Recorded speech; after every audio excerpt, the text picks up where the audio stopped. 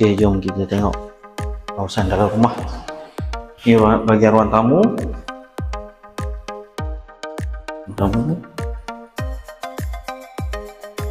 Master bedroom.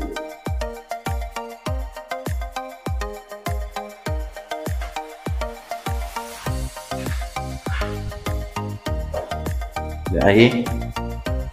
Rumah ni berluasan 20x70 . Ni ruang makan dan dapur. Bilik 3.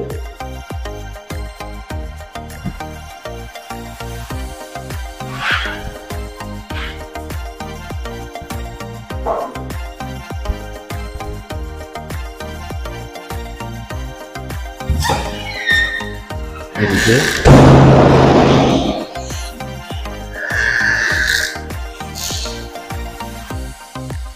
Bilik terakhir. Rumah ni ada 4 bilik.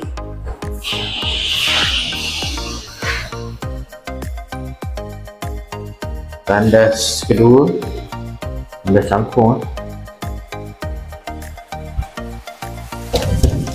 Ada lebihan tanah sikit, kurang dalam 12 kaki di bahagian belakang.